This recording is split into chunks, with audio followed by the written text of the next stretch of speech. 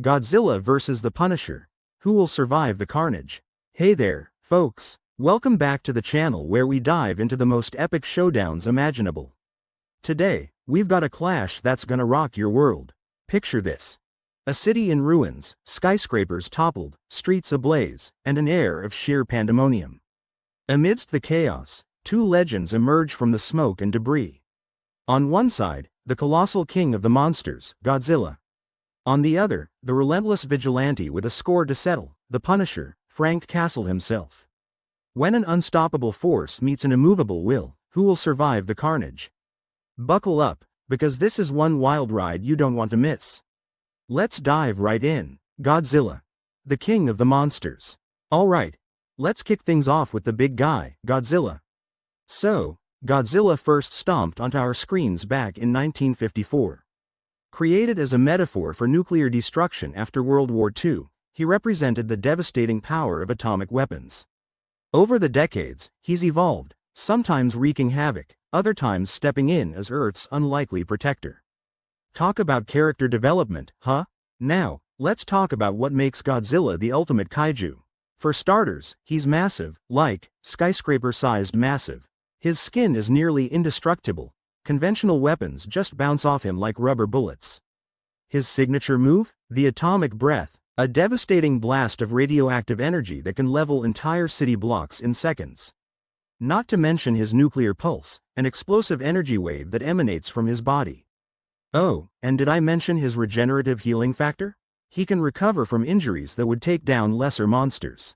Godzilla's resume includes taking down heavy hitters like King Ghidorah, a three-headed dragon from space, and Mechagodzilla, a robotic doppelganger designed specifically to defeat him. He's shrugged off nukes, survived being trapped in ice, and even took a volcanic dip and lived to tell the tale. But even titans have their kryptonite. Godzilla has shown vulnerability to certain weapons, like the Oxygen Destroyer, a device specifically designed to eliminate him. His enormous size, while granting him power, also limits his agility. And he relies on nuclear radiation as a power source. Cut that off, and he might just feel the energy drain. The Punisher, the relentless vigilante. Switching gears, let's delve into the world of the Punisher. Frank Castle was an ordinary guy, a loving husband and father, and a decorated Marine. That all changed when his family was tragically killed in the crossfire of a mob shootout. Consumed by grief and rage, Frank became the Punisher, waging a one-man war against crime. He's not about mercy. He's about vengeance and justice, served cold. So, Frank doesn't have superpowers, but don't underestimate him. He's an expert tactician, trained in guerrilla warfare, and a master of hand-to-hand combat. His martial arts skills are top-notch, and he's proficient with a vast array of weapons. His marksmanship is legendary. If you're in his sights, there's no escape. The Punisher's arsenal is, well, punishing. He's got everything from pistols and rifles to rocket launchers and C4 explosives. Need a tank? He can probably get his hands on one.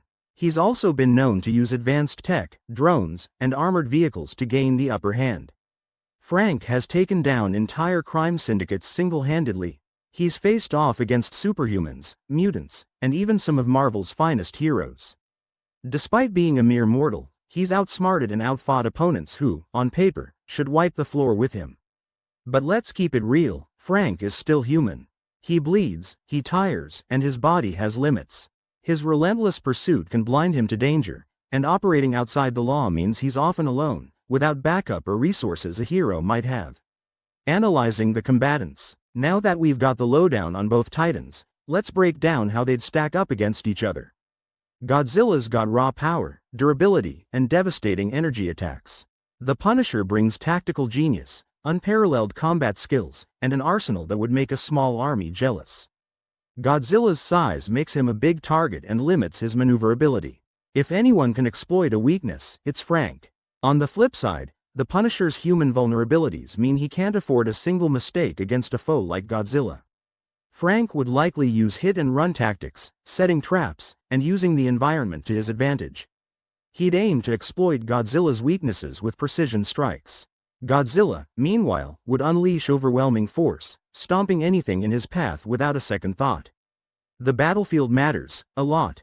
In a dense urban environment, the Punisher could navigate through buildings, sewers, and use the city's infrastructure against Godzilla. In an open area, he'd be much more exposed.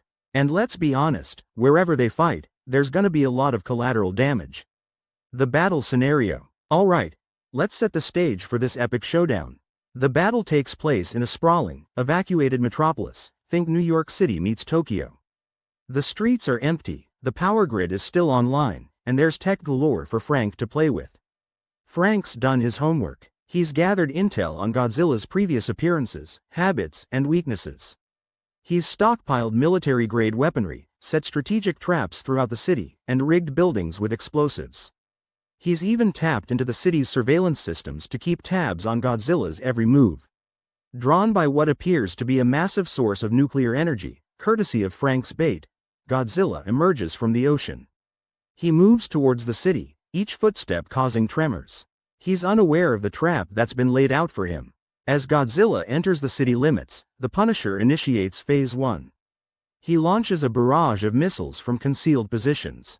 They explode against Godzilla's hide, obscuring him in smoke. But as the dust settles, Godzilla appears unscathed. He lets out a thunderous roar that echoes through the empty streets. Undeterred, Frank switches tactics. He detonates explosives that collapse buildings onto Godzilla, hoping to slow him down. He uses high-powered lasers and experimental weapons acquired from dubious sources. Drones buzz around Godzilla, peppering him with gunfire and small explosives. In a bold move, the Punisher lures Godzilla towards the city's power plant.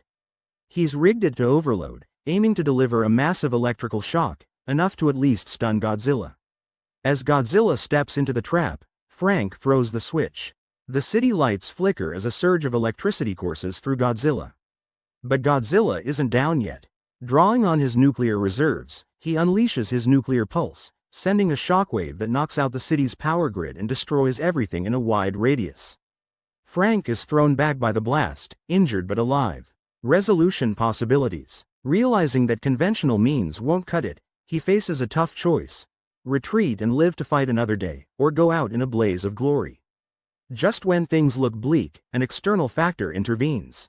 Perhaps another monster appears, drawing Godzilla's attention away. Or maybe the military steps in with a new weapon. Outcome and conclusion. So, after all that action, who comes out on top? Drumroll, please. The winner is Godzilla. It's a tough pill to swallow for Punisher fans, but let's break it down. Godzilla's sheer size, strength, and nuclear-powered abilities are just on another level. He can withstand attacks that would obliterate buildings, and his regenerative abilities make him incredibly hard to defeat. The Punisher, despite his resourcefulness and determination, is still human. But let's give credit where it's due. The Punisher's tactical brilliance and refusal to back down are nothing short of heroic. His efforts showcase the peak of human ingenuity and tenacity. He symbolizes the never-say-die attitude that defines so many great heroes. But hey, that's just our take. What do you think? Could the Punisher pull off the impossible with a different strategy or maybe some backup? Perhaps there's a scenario where Frank Castle figures out a way to take down the King of Monsters. Drop your theories and ideas in the comments below. We'd love to hear your thoughts. Closing remarks. What an epic battle that was. These kinds of matchups really get the imagination going, don't they? This clash isn't just about who would win in a fight. It's a metaphor for the eternal struggle between human determination and overwhelming odds. If you enjoyed this video, make sure to smash that like button. It really helps out the channel. And if you haven't already, hit that subscribe button and ring the notification bell so you don't miss any of our future showdowns. We've got some more incredible matchups coming your way. Next time, we're pitting two legendary warriors from completely different worlds against each other. You won't want to miss it. Thanks for tuning in, everyone. Until next time, stay awesome and keep imagining the impossible.